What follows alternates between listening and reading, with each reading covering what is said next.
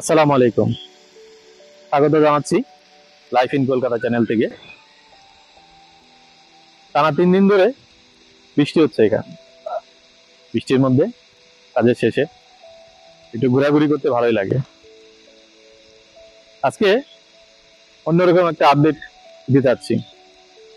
তাহলে কলকাতা নিউ টাউনটি একটি পরিকল্পিত শহর।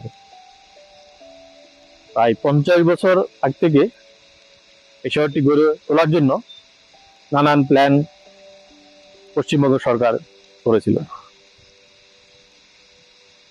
নিউ টাউনে আপনি দেখতে পাচ্ছেন বা দেখবেন আপনারা, নিউ টাউনে অনেক বড় বড় আবাসিক সোসাইটি রয়েছে।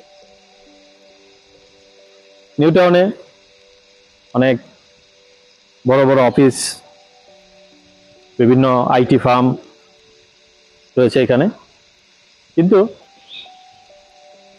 এখানে কলকাতা শহরে আপনি অনেকগুলো আপনার প্রয়োজন মতো ফার্নিশড ফ্ল্যাট পাবেন। মানে আপনার প্রয়োজন যা যা, বিছানা, কিচেনের অ্যাক্সেসরিজ, আপনার dining table, fridge, AC, washing machine সব কিছুই রেডি করা থাকে। আপনি শুধু থাকবেন, আবার 2 মাস 3 মাস পর চলে যাবেন। মানে যারা চিকিৎসার জন্য বাংলাদেশ থেকে আসছেন, অথবা ব্যবসায়িক কাজে, অথবা স্টুডেন্ট যাদের দীর্ঘমেয়াদী থাকার প্রয়োজন হয়, তাদের জন্যই এই সুবিধাটা রয়েছে যে আপনি চাইলে এই ফার্নিশড ফ্ল্যাটগুলো ভাড়া নিতে পারেন। কলকাতায় যখন আপনার বাড়ি ভাড়া প্রয়োজন হবে, অথবা আপনার অফিস বা ব্যবসা প্রতিষ্ঠানের জন্য কোনো ফ্ল্যাট বা বাড়ি ভাড়া করতে চাইবেন, আপনি কোথাও কোনো টুলেট দেখতে পাবেন না। কলকাতা কোথাও কোনো টুলেট লাগানো নেই।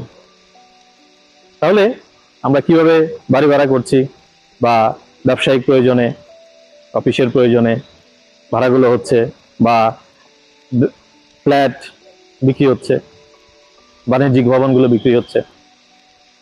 এখানে প্রতিটি এলাকায় সরকারিভাবে কিছু ব্রোকারেজ হাউস নিয়োগ দেওয়া আছে, যাদের কাজ হলো ওই এলাকায়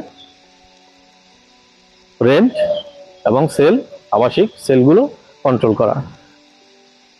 সাপোজ বা ধরুন আমি এখানে বাড়ি ভাড়া করতে যাচ্ছি, তাহলে আমাকে কি করতে হবে?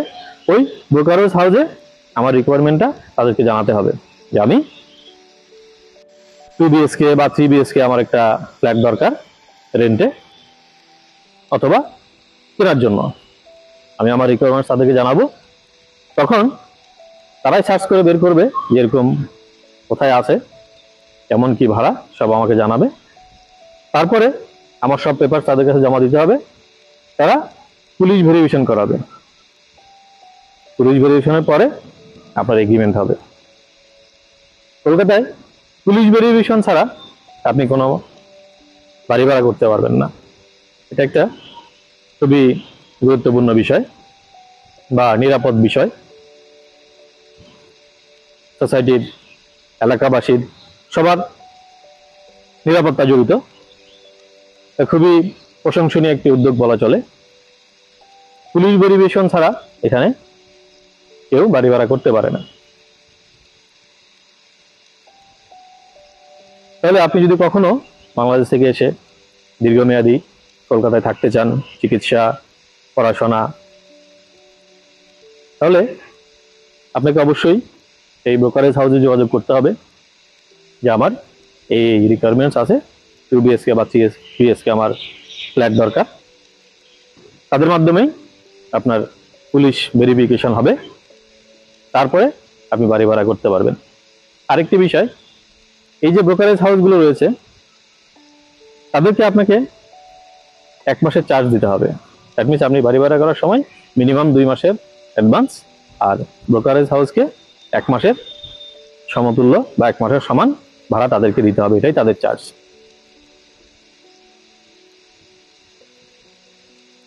এই হলো কলকাতা শহরে বাড়ি ভাড়া এবং বাণিজ্যিক বা অফিসে ভাড়ার জন্য, ফ্ল্যাট বা বিল্ডিং ভাড়ার জন্য নিয়ম।